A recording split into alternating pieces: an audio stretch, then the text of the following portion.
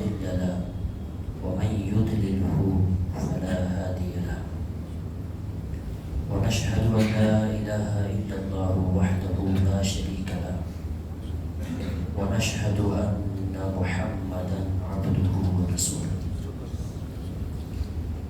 أما بعد فأعوذ بالله من الشيطان الرجيم بسم الله الرحمن الرحيم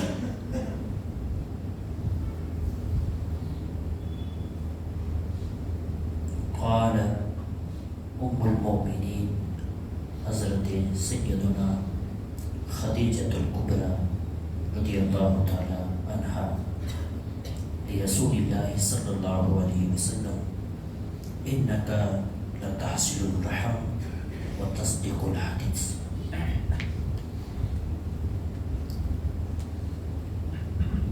صدق الله وصدق رسوله الأمين الكريم ونحن على ذلك لمن الشاهدين والشاكرين والذاكرين والحمد لله رب العالمين. فقد قال الله تبارك وتعالى في القرآن المجيد إن الله وملائكته يصلون على النبي يا أيها الذين آمنوا صلوا عليه وسلموا تسليما. اللهم صل على سيدنا ونبينا ومولانا محمد وبارك وسلم صلى الله عليه وسلم. لائق صد واجب الاحترام علماء کرام، بزرگان دین، بڑی لوگ، ہم عمر نوجوان ساتھیوں، پیارا بچاؤ، تمام سامعین، السلام علیکم ورحمۃ اللہ وبرکاتہ.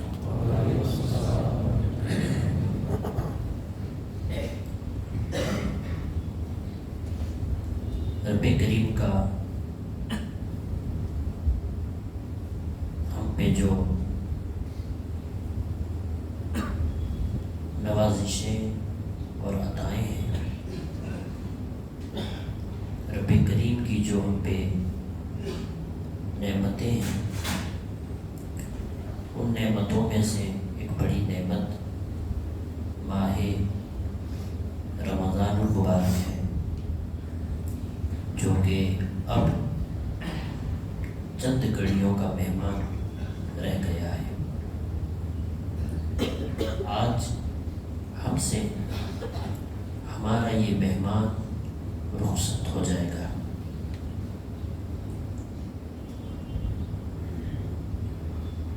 اللہ نے جنہیں توفیق دی انہوں نے اس میں بڑی تعداد میں نیکیاں کمائی.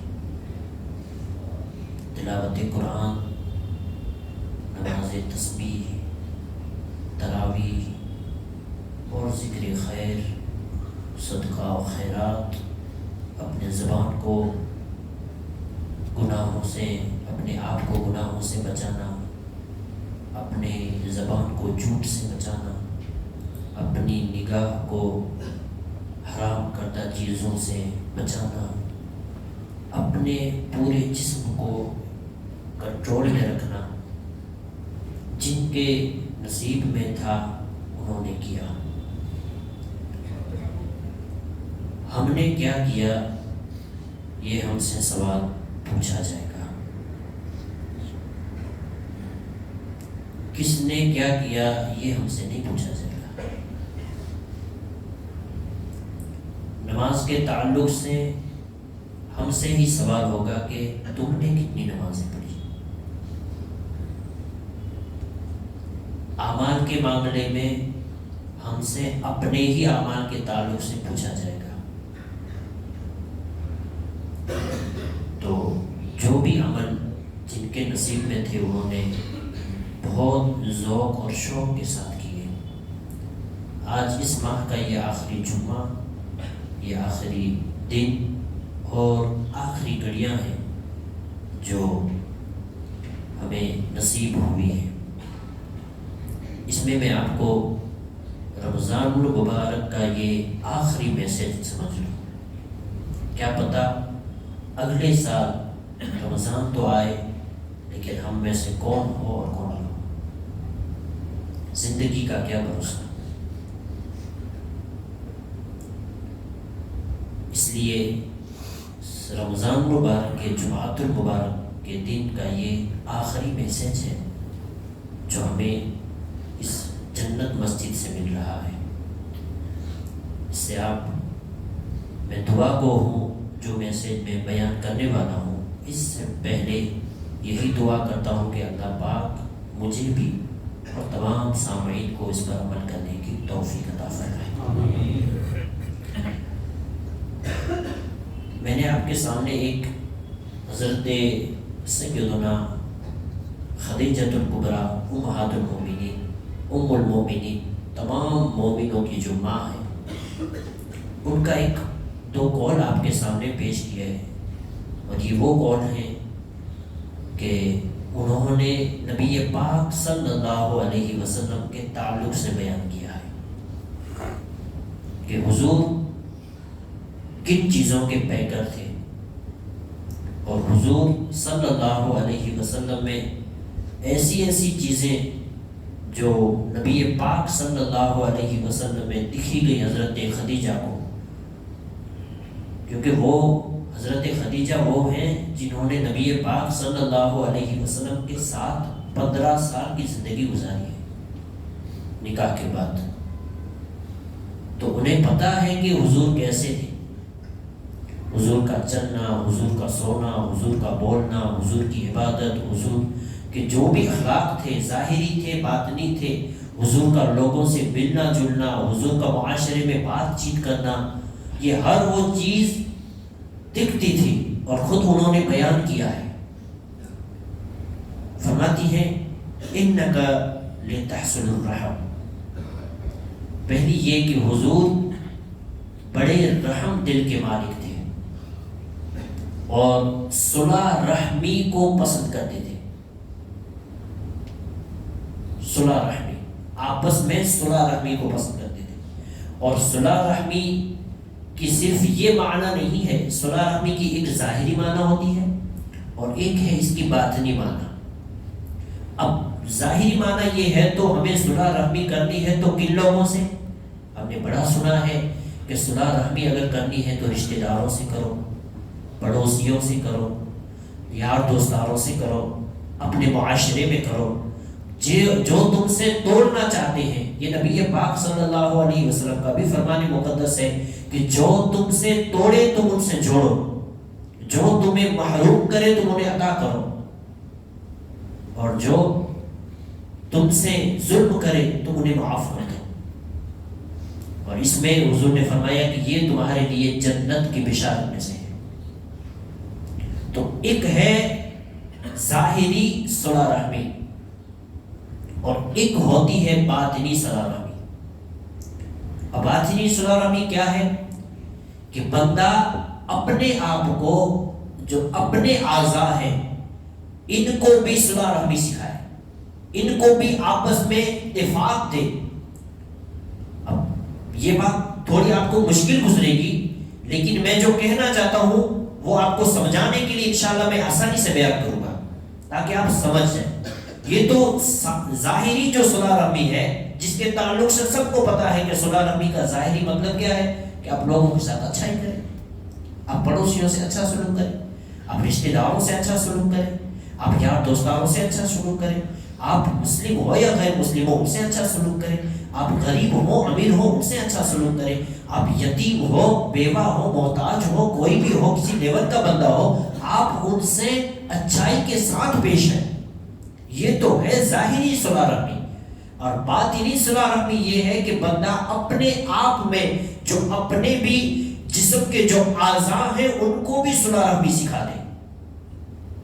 یعنی بدن میں پورا جو جسم ہے نا اس میں کئی اعضاء ہوتے ہیں، دل ہے، دماغ ہے، نفس ہے، روح ہے، آنکھ ہے، کان ہے، زبان ہے، یہ پورا ایک جسم ہے، ایک پورا ایک ڈھانچہ ہے جس کو بیان کیا جاتا ہے۔ تو فرماتے ہیں کہ نبی پاک صلی اللہ علیہ وسلم جس طرح عوام الناس میں جس طرح ظاہری میں حضور صلح رحمی کرتے تھے، اسی طرح حضور صلی اللہ علیہ وسلم باطنی طور پہ بھی صلح رحمی کے ایک بڑے پیکر ہیں حضور. اب صلح رحمی باطنی کیا ہے کہ سب کو ایک ہو جانا چاہیے. کیا؟ سب کو ایک ہو جانا چاہیے، یعنی پورا جسم، اس میں قلب بھی ہے، دل بھی ہے، عقل بھی ہے، دماغ بھی ہے، آنکھیں بھی ہے، زبان ہے، ان سب کو ایک ہو جانا، یہ جسم کی صلح رحمی ہے جس سے اکثر و بیشتر دور ہو چکے ہیں. ہمارا دل کچھ اور جاتا ہے، ہماری نظر کچھ اور دیکھ رہی ہے، ہماری زبان کچھ اور بول رہی ہے، ہمارا دماغ کچھ اور سوچ رہا ہے، ہمارے پیر کسی اور کی طرف جا رہے ہیں. یعنی یہ جو پورا ہمارا جسم ہے وہ پورا جسم بھی ایک طرف نہیں ہے. جسمی لحاظ سے، باطنی لحاظ سے ہم خود مختلف ہو چکے ہیں، الگ ہو چکے ہیں، جدائی ہم نے کر لی ہے. تو جب تک ہم اپنے باطن کو نہ سدھاریں گے، ہم اپنے آپ کو نہ سدھاریں گے، جب تک ہمارا دل، ہمارا دماغ، ہماری نفس، ہماری آنکھیں، ہماری زبان، جب تک ان میں صلح رحمی نہیں ہو سکتی، تب تک ہم ظاہر میں بھی صلح رحمی نہیں کر سکتے، تب تک ہم لوگوں کو نہیں سدھار سکتے، تب تک ہم معاشرے میں صلح رحمی نہیں کر سکتے، تب تک ہم دوستوں میں صلح رحمی نہیں کر سکتے. جسی بھی لیول پہ جو بھی ظاہری صلح رحمی ہے، اس صلح رحمی کو اگر ہم چاہتے ہیں کہ معاشرے میں پھیل جائے تو ضروری ہے کہ اس صلح رحمی کو پہلے ہم اپنے آپ میں لے کے آئیں، ہم اپنے دل میں رکھیں. جب اس دل کو کچھ کہا ہے تو دل وہی جو سوچ رہا ہے نا، اسی سوچ پہ ہماری عقل چلے، اسی سوچ پہ ہماری آنکھیں چلے، اسی سوچ پہ ہماری زبان چلے، اسی سوچ پہ ہمارے ہاتھ اور پاؤں چلے. جب قلب کا کہنا مان لیا اور قلب کے مطابق پورا جسم اگر ہمارا چل رہا ہے تو ہم صلح رحمی کے اس لیول پہ پہنچ گئے ہیں جہاں ہمیں رسول پاک صلی اللہ علیہ وسلم پہنچانا چاہتے ہیں. اور اگر اس جگہ پہ ہم نہیں پہنچے، دل کہیں اور جا رہا ہے، نفس کہیں اور جا رہا ہے، نفس کہتا ہے کہ سو جا، نفس کہتا ہے کہ یہ کھا، نفس کہتا ہے کہ گالی پک، نفس کہتا ہے کہ اس سے لڑ، نفس کہتا ہے کہ اس کی غیبت کر، نفس کہتا ہے کہ جھوٹ بول، نفس کہتا ہے کہ فلاں کی غیبت کر، اس سے حسد رکھ، اس کی مال کی طرف جو کہ تو ایک حسد والی نگاہ سے دے. یہ کہتا ہے نفس. جبکہ دل کہتا ہے کہ نہ، اگر تو دل کہتا ہے کہ اگر تو مومن ہے تو کسی کے لیے عداوت نہ رکھ، کسی کے لیے بغض نہ رکھ.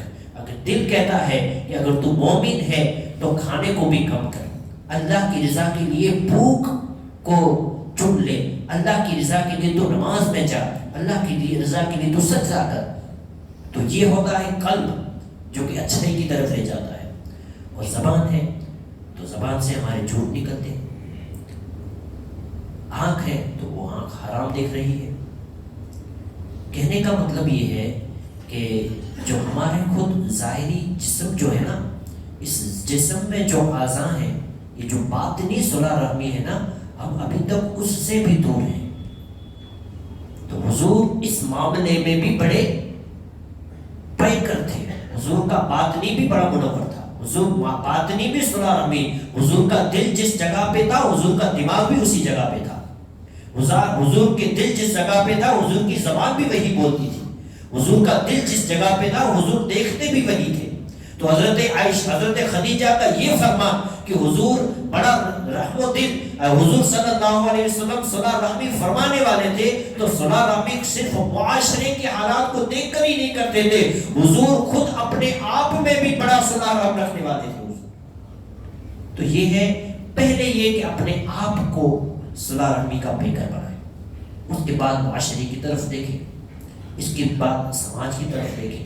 یہ تھا ایک حدیث کا مفہوم. اور دوسری بات تصدیق الحدیث، حضور سچ بولنے والے تھے. یعنی جو سمجھو کہ حضور سچائی کے پیکر تھے. وہ تھا صلح رحمی کے پیکر، یعنی ظاہری میں بھی باطنی میں بھی، اور یہ ہے سچائی کے پیکر. تو اس میں یوں ہے کہ جو لفظ حدیث آیا ہے نا، یہ حدیث ایک جو پڑھے لکھے لوگ ہوتے ہیں وہ جلدی سمجھ جاتے ہیں بات کو کہ حدیث قولی ہوتی ہے، حدیث فعلی ہوتی ہے، اور حدیث تقریری بھی ہوتی ہے.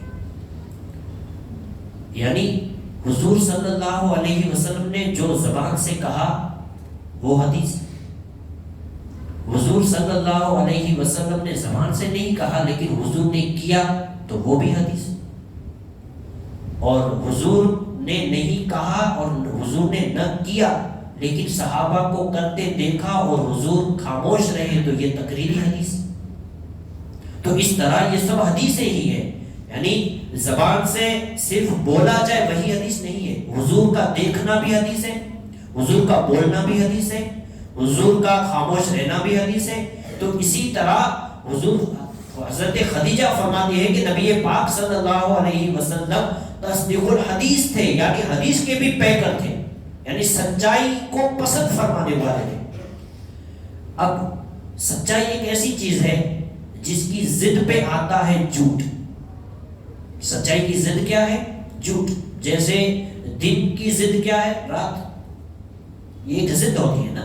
تو اسی طرح سچائی ہے اور اس کی ضد ہے جھوٹ.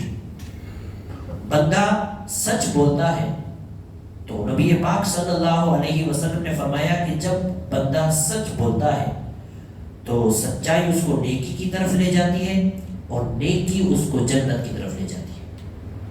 جبکہ اس کی ضد استعمال کر لے, اس ضد پہ عمل کرنے لگے, یعنی جھوٹ بولنے لگے, تو فرمایا کہ جھوٹ گناہ کی طرف لے جاتا ہے اور گناہ جہنم کی طرف لے جاتا ہے. اب آپ سوچیں کہ ہمیں ہر معاملے میں جب سچائی بولنی ہی ہے, جب ہر معاملے میں ہمیں سچائی کو ہی اپنا ہے اور اپنانا ہی ہے اور سچائی ہی نیکی ہے اور نیکی ہی جنت میں لے جائے گی, تو پھر جھوٹ کا سہارا لے کے جو ہم زندگی گزار رہے ہیں نا, وہ کہیں نہ کہیں ہمیں نقصان دے رہی ہے. جس طرح سچائی ایک وسیع لفظ ہے. سچائی یہ نہیں کہ تم صرف زبان سے جو بول رہے ہو وہی سچ ہو. تم جو اچھا سوچو گے یہ بھی سچائی میں شامل ہے. تم جو اچھا کرو گے وہ بھی سچائی میں شامل ہے. تم کسی کو اچھا کام بولنے کو کرو, کہنے کو کرو گے کہ یہ بھی اچھا کام ہے, تو یہ بھی سچائی میں شامل ہے. تو جو چیزیں ہم کر رہے ہیں اور وہ اچھا محسوس ہو رہا ہے, قلب ہمیں کہہ رہا ہے کہ یہ سچا ہے, تو یہی سچائی ہے. زبان سے بولنا ہی سچائی نہیں ہے. اپنے آپ کو اپنے دل میں لوگوں کے لیے محبت رکھنا یہ سچائی ہے. اسی جگہ اسی ضد پہ اگر ہمارے دل میں کسی کے لیے بغض ہے تو یہ کذب ہے, یہ جھوٹ ہے جو کہ برائی ہے اور یہ گناہ کی طرف لے جائے گی اور گناہ جہنم کی طرف لے جاتا ہے. تو اسی طرح سچائی اور کذب نبی پاک صلی اللہ علیہ وسلم کی سیرت مبارکہ میں سے ایک یہ بھی پہلو ہمیں ملتا ہے کہ جہاں بھی بولنا ہے تو حضور صلی اللہ علیہ وسلم کی زندگی کا اصل یہ ہے کہ حضور سچ بولنے والے تھے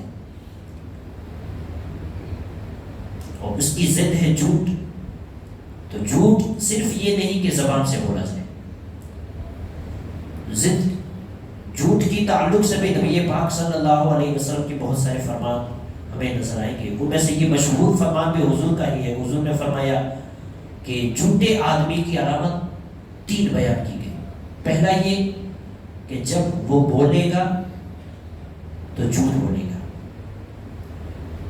جب اسے امانت دی جائے گی تو وہ خیانت کرے گا. تو آپ سوچیں کہ جس طرح جھوٹ بولنا, جب بھی بولے تو جھوٹ بولے. جب اس سے کہا جائے کہ فلاں چیز تجھے میں امانت کے طور پہ دیتا ہوں تو اس امانت میں بھی یہ خیانت کر دے. اور تیسری چیز فرمایا کہ جب وعدہ کرے تو وعدہ خلافی کرے. تو یہ سب چیزیں جھوٹ میں ہی شامل ہیں. اب جھوٹ صرف یہی سمجھتے ہیں کہ بندہ جو زبان سے کہہ دے وہی جھوٹ ہے. امانت میں خیانت کرنا یہ بھی جھوٹ ہے. امانت میں خیانت کرنا یہ بھی جھوٹ ہے. تو آپ سوچیں 56-58 I-20 बस में भैया खड़ी के घर के आने साहब तो वडेला निकले ये छोरा I-20 56-58 आए नीचे बैठो 56-58 I-20 गाड़ी है. اگر کسی کی گاڑی رستے میں کھڑی ہے تو وہ جلدی سے اس گاڑی کو 4 وہیل کو ہٹا دیں. 5668.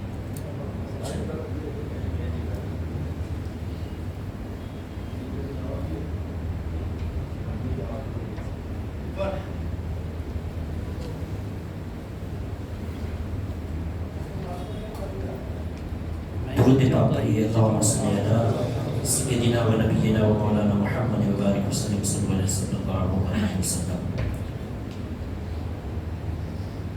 تو جھوٹ کے تعلق سے میں بتا رہا تھا کہ جھوٹ کی جو 3 قسم حضور نے فرمائی نا کہ جب وہ بولتا ہے تو اس کی زبان سے جھوٹ نکلتا ہے، اور جب وہ امانت اس کو دی جائے تو اس میں خیانت کرتا ہے. ہم ان چیزوں کو امانت میں خیانت کرنا اس کو ہم کچھ سمجھتے ہی نہیں، حالانکہ یہ بڑا ایک جھوٹ ہے. اور جھوٹ یوں سمجھو، امانت میں خیانت کیا ہے کہ اگر کسی بندے کو کسی جگہ پہ نوکری کے لیے رکھا گیا کہ تجھے اس ٹائم میں تجھے نوکری دی گئی ہے اور یہی ٹائم ہے تیرے لیے صبح 8 بجے سے شام 8 بجے تک. اب یہ اس کا ٹائم ہے اور اس کا ہی ان کو جو پگار ہے وہ بھی ملتا ہے. اب اس میں اگر بندہ اپنے آپ کبھی 3 گھنٹے نکال لے، کبھی 4 گھنٹے نکال لے اور کہے کہ کچھ نہیں ہوگا، میں تو پورا دن سوتا رہتا ہوں، صرف وہاں پہ تو صرف حاضری دینی پڑتی ہے، میں کبھی کبھی جاتا ہوں اور کبھی کبھی حاضری لے کے پھر آ جاتا ہوں. اور حالانکہ اس کو رکھا اسی لیے گیا ہے کہ وہ 12 گھنٹے کی ڈیوٹی کرے، لیکن بندہ ہے کہ صرف 4 گھنٹے جاتا ہے یا حاضری کے لیے ہی جاتا ہے اور پھر پگار بھی لے رہا ہے، تنخواہ بھی پوری کھا رہا ہے. تو یہ کیا ہے؟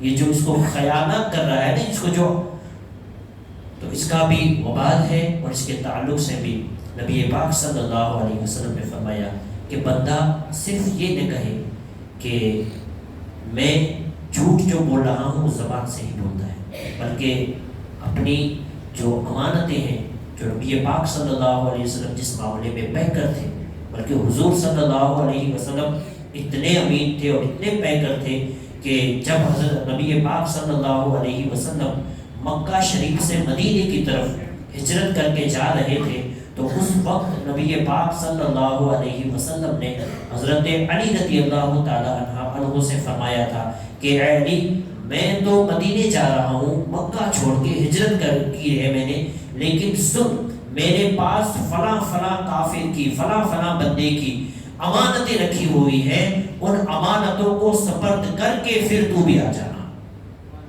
آپ سوچیں، جو دشمن کھڑے ہیں باہر، جو حضور کو ایذا دینے کے لیے کھڑے ہیں، حضور ہجرت کے لیے جا رہے ہیں اور باہر وہ دشمن بھی کھڑے ہیں، لیکن حضور اس وقت بھی ہمیں جو درس دینا چاہتے ہیں وہ یہ ہے کہ ایسے حالات میں بھی اگر تمہارے پاس کسی کی امانت ہو تو اس میں خیانت نہ کرنا. آج ہمیں کوئی امانت دے بھی دے کہ یار میں 10,000 تمہیں دیتا ہوں، فلاں دن فلاں تاریخ کو مجھے واپس کر دینا، تو وہ کہیں نہ کہیں اس ٹائم پہ دے نہیں پاتا ہے اور امانت میں خیانت کر دیتا ہے. تو اس طرح نہیں کرنا چاہیے. یہ جھوٹ ہے اور جھوٹ جہنم کی طرف لے جاتا ہے. اور اسی طرح وعدہ خلافی ہے. وعدہ خلافی کو بھی ہم معمولی چیز سمجھتے ہیں. کہہ دیتے ہیں کہ تو رک، میں 5 منٹ میں آیا، یہ وعدہ ہے، لیکن پھر 5 منٹ کیا 5 گھنٹے بھی نکل جائے، پھر کال پہ کال کیا جائے، پھر آوازوں پہ آواز دی جائے، میسج پہ میسج کیا جائے، لیکن کوئی رپلائی نہیں، کوئی کال نہیں ہو پا رہا، کوئی جواب نہیں دے رہے.